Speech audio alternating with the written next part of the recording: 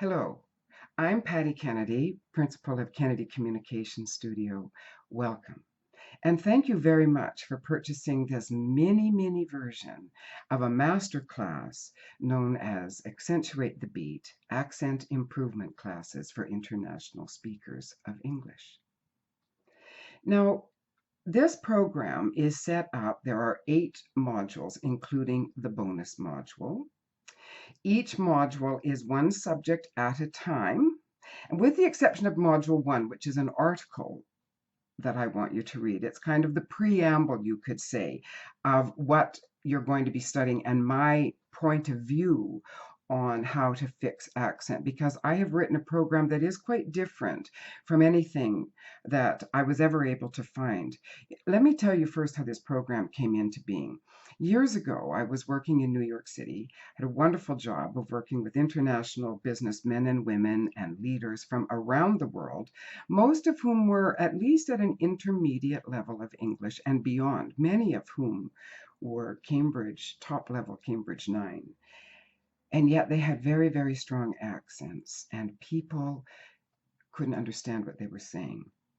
And so many times, these brilliant young men and women, so well educated from all the corners of the globe, would come back to class so frustrated because we had worked on their presentations and I knew that they were ready. But they would get nervous in the presentation and they would lose their pronunciation and their accent. And so I would go back into the textbooks that I was given as a teacher to teach these people how to improve their accent, and I was always so frustrated. And I couldn't really figure out why they weren't learning.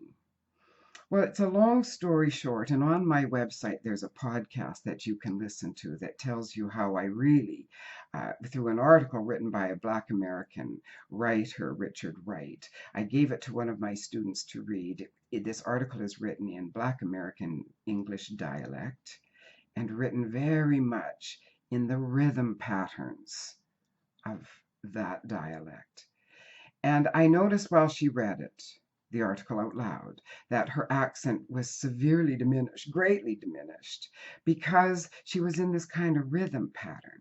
Now, the grammar is not standard English grammar. It is from the Black American dialect, which is a bona fide dialect under the School of Linguistics.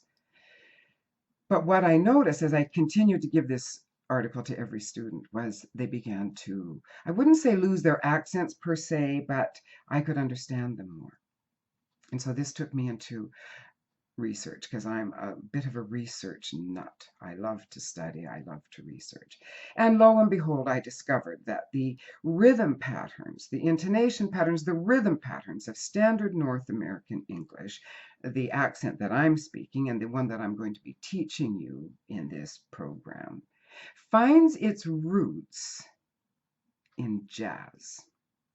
Shoulda, coulda, woulda. Now, shoulda, coulda, woulda is an experience that we use a lot in North America. Should have, could have, would have. But we reduce it. We jazz it up. Shoulda, I shoulda. I should have gone. I should have done it. Shoulda, coulda, woulda, didn't. That's an expression we have when somebody has dropped the ball. When somebody should have done it, they could have done it, but they didn't do it. Shoulda, coulda, woulda, but didn't. And it's in that kind of musicality that once my students began to incorporate that into their language, I began to realize their accent was improving. While there were no textbooks, there's an old school of thought back in the 70s from Harvard, jazz chants, and I loved jazz chants, but they didn't satisfy what I was looking for. I teach people how to speak in public. I teach people how to speak at the negotiating table. Singing back and forth jazz chants was not really doing it for me, and I knew that I was not going to get these high-level international, multinational executives to start doing jazz chants. So I began to create the course, Accentuate the Beat. I love this program. My students love this program. We have a lot of fun doing this program. And now I want to give you just a couple of minutes to give you the lay of the land and what you can expect over the next 8 modules. Now, Module 1 is an article. This article originally appeared in the Toastmasters International magazine in November of 2012. And it just gives basically my feelings, my thoughts about accent, because I believe that accent's not your problem. I believe that if somebody has told you you have an accent, what they really mean to tell you is that you are speaking English to the music of another language, probably your mother tongue.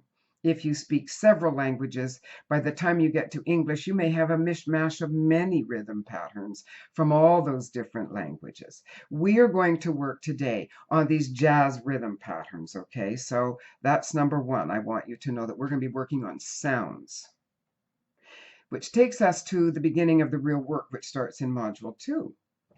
Now you're going to see I have been using the American phonetic alphabet symbols. I use them because they are simple. This is not a linguistics course. There is no exam at the end of the course. The success that you will achieve or not depends on you, and it depends on you actually doing the work in this program. So first of all, I'm introducing you to this phonetic alphabet. Why? Because you see, dear student, your eyes see one way when they read the language. But do you know that 61% of the words that you read at any given time have silent letters? Meaning you don't pronounce every letter in the English language. You already know that. So you must learn, in linguistics, it's called the phonemes. But for here, we're just going to call it the sounds that your ear hears for those letters that your eye sees. It sounds complicated, but by the end of Module 2, our work on vowels, you'll have a greater understanding of what I'm talking about. So, although there's no exam, you don't have to ever write a test of what do these symbols mean, it is in your best interest to understand that those symbols represent the sounds, the language that your ear is hearing. Because trust me, dear student, there are two languages here. There's the written language, and then there is the spoken language, and they are different. They are broken into syllables differently. They are spelt differently. And of course, we've got to find a way to make up for those 61% of letters that are silent. So you've got to learn these points, this new phonetic alphabet, just for the way they sound. Now, this takes me to a very important point and something that many of you struggle with, and it's a philosophical idea here. Many of you are very accomplished. You go to university, you've been to university, you study, you do the work, you get the diploma, the degree, the PhD, and it's wonderful. But you will be surprised that I'm telling you this is not like going to university, dear student. This is like going to the gym. Yes. You cannot read this program, understand it analytically, and then have the knowledge. No, no, no. You're going to hear me talking about organs of articulation. You're going to be noticing the difference in the way in which you make sounds is the way in which you move these muscles. For many of you, I call the TH sound, or th, I call that the Cirque du Soleil consonant, because for some of you, your tongue is literally doing acrobatic movements to get in and out of those positions. You say z, z, this is the way, or you say dat and dis, because you don't know how to get that, this. You don't know how to get your tongue out and back in again. It's muscular work. You are like an athlete. You are in training. So at the end of every module, except for the module on stress, you are going to find practice makes permanent, your home study work. And it's up to you to master each module before you move on. Because if you don't fully experience what it is you're learning, if you don't feel it, you will never remember it. And when you are standing on the stage speaking, you can't wonder, am I going to make a long E or a short E in the next word? You can't. You see, I'm a former competitive figure skater, and I can tell you that by the time we get on the ice for the big competition, we are not even one bit thinking anymore. We have practiced to the point of understanding exactly how every one of these movements feels. And once we understand how a movement feels, we never forget it. So we are not skating down the ice at 100 miles an hour, about to leap into a jump going, okay, I'm going to turn on my left foot and I'm going to put my right pick in. No siree. You know what we think of? We think of the core muscles. We think of staying in alignment. We think of going after the feeling. This is no different than when you communicate. So module 3 is going to be working some stress on some vowels. This is going to give you some real simple rules on how we begin to move the music in and out of words. There are very simple rules. Then we're going to go to consonants. And after consonants, we're going to go to the musical part of the program. That's rhythm, stress, and intonation. And just for the fun of it, I have added a bonus module. And this is work that comes from a master class that I teach both international speakers as well as what we call native speakers, people for whom English is their mother tongue. So that's the lay of the land. I'm going to ask you to maybe take 7 or 8 weeks to get through this program. Please beware of people or programs that tell you you can master this in 28 days. No, you can master English grammar in 28 days or less. Absolutely. It's rule governed. Put it in your head. Remember it. Boom, you've got it.